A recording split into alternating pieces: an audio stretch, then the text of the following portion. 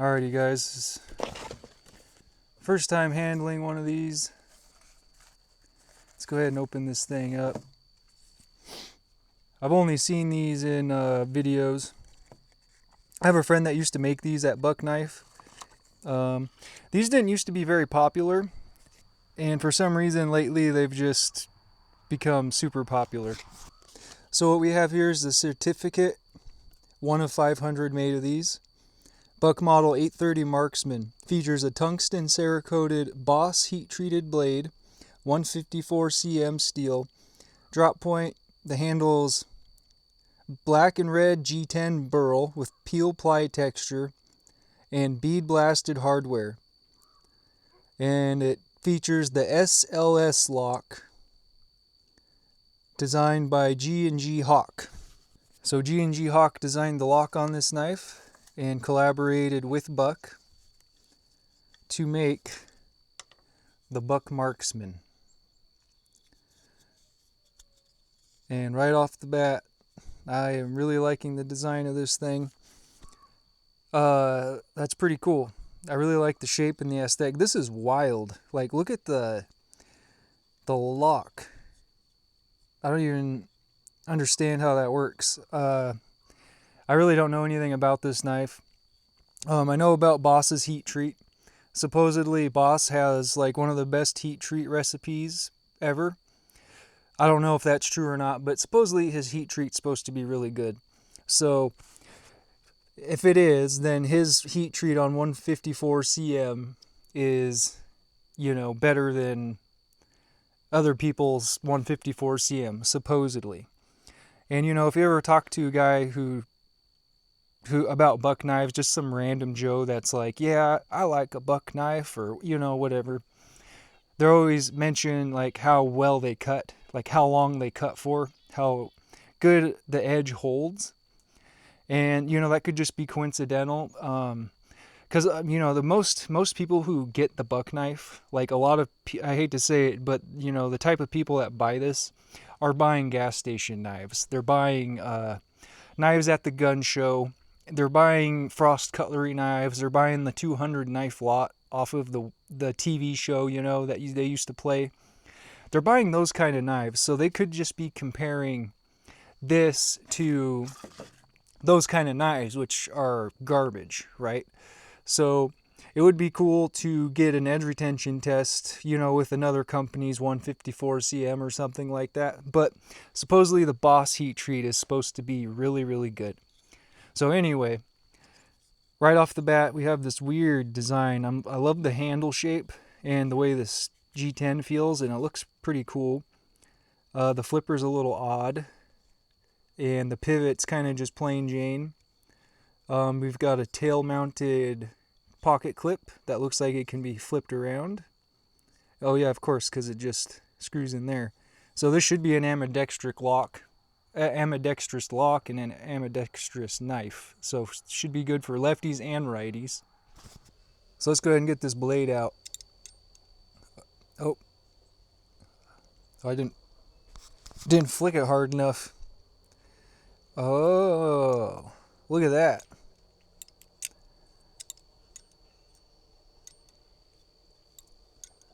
That is wild. So that part of the tang engages with the lock right there. And then that's the detent. So your lock bar is the detent, and then it comes up, and then the top part of the knife locks right there. And then to disengage it, we push this, and it comes down. That is super weird. Let's try that again. Okay, that action isn't bad. Ooh, I really like that drop point shape though.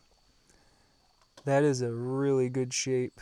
Love the handle. Love the ergonomics on this thing. You got a really good spot for your thumb to rest.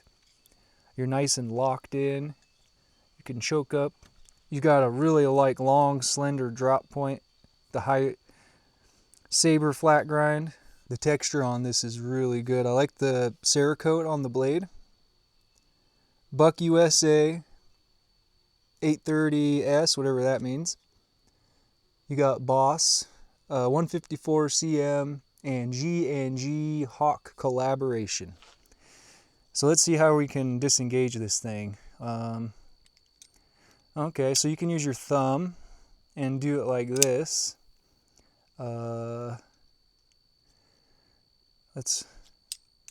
Okay, and look, if it doesn't close hard enough, it's gonna bounce off of your lock. See? Or you could hold the lock. Yeah. Ooh, I like that. This is I really like that. You hold it kind of like a compression lock and use your finger and get down under this gap here, and you can close that thing really, really easy. Really good ambidextrous design, really. It feels a lot like a Spyderco compression lock, like in use. Really curious of how strong this lock is. It doesn't seem like it would be that strong. I don't know, it's pretty simple. You know, if you're holding on to it, you're forcing the lock on, so it would make it harder for this blade to disengage the lock. But that is really cool. That is super fidgety. I am going to probably be playing with this thing forever. Just going to be flicking it. It's noisy. It's got cool noises. It's got a cool lock. It's super original.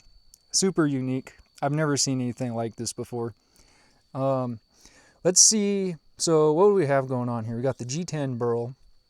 And then we've got the lock. And it screws into this back spacer here. That looks like it might be 2 pieces, and it is steel. So you got this steel back spacer. Be careful here. And then on the inside, wow, we've got no liners and no cartridge liner, it looks like.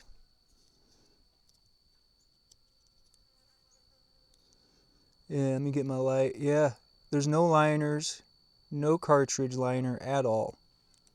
So it's straight G10. And then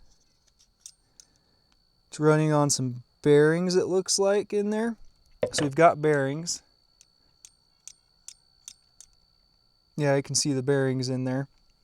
And then just this solid back spacer. This metal back spacer looks like it's 2 pieces almost screwed together. And that's like the whole knife. The lock screws right into these back spacers. And then has this little notch to keep it from moving around, I guess. And then it goes up and engages with the blade. That's a super simple design. So this G10 burl is pretty thick. It barely flexes when you push on it, so it's nice and strong, and you've got all steel back here. That is wild. Wild. Ooh, lockup is super solid. Very solid. And the blade is a little off. And push it over. It's center now. Weird. Huh, and it stayed center. Yeah, this is really weird. The way this is put together, I could see maybe having some issues with this. But I don't know. Honestly don't know. This lock bar kind of could move back and forth a little bit. And I could see that being a problem, or maybe the lock warping or something. Like, what if you drop it on the lock and I don't know. Just some food for thought there. But yeah, there was only 500 of these made. 1 of 500 in this batch, but they're probably out right now. They're only $185. So I've seen these go for $250 to $300 and maybe even more on the secondary market, because Buck stopped making these in 2021 and they got popular. I don't know why they got popular. Maybe because the knife community's kind of exploded in the past couple years. People know about G&GHawk now, and it's just super unique. Super unique. It's got the G&GHawk name on it. Quite honestly, this has got to be Buck's coolest knife.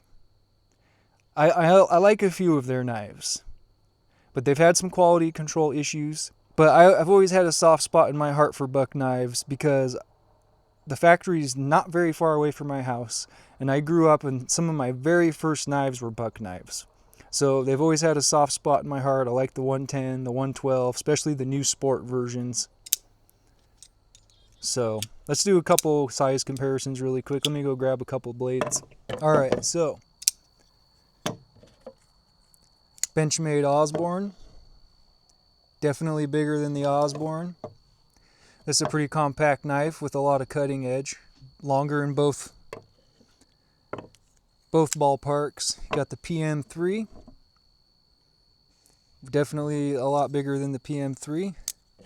Let's try the PM2. So similar in length. PM2 kind of has a short cutting length, I feel like, for how big the knife is. So you've got more cutting length than the PM2, and you've got a little bit of a longer handle. So it's a little bit bigger than the PM2, and it's a little shorter this way, but it's going to be a little wider just because of this lock bar that sticks out. But I still feel like this isn't going to be a hard object to carry at all. We've got the balance sitting right here below the pivot, kind of right where your finger would be. So it's decently balanced. You can't really light switch it. You can't push button it. You have to light switch this knife, pretty much, I think. Really no push buttoning it. Really fun to actuate. This is really neat. Feels really good in the hand. This is a pretty cool knife. It's a cool variant.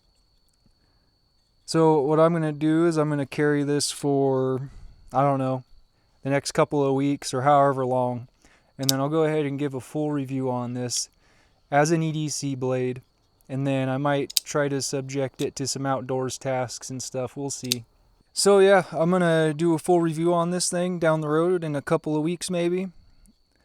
And we'll talk about it. I'm going to get this video up as quick as I can so people know about this. This is a Buck of the Month Buck knife. Only 500 of these made, $185. I don't care if you buy it or not, but if you really want the Buck Marksman, do it because it's more money on the secondary market. So go ahead and like and subscribe. Leave a comment what you think about the Buck Marksman. What do you think about Buck knives in general? And if you don't know about the Buck of the Month Club, follow them on Instagram, and they always post on there what their Buck of the Month is going to be.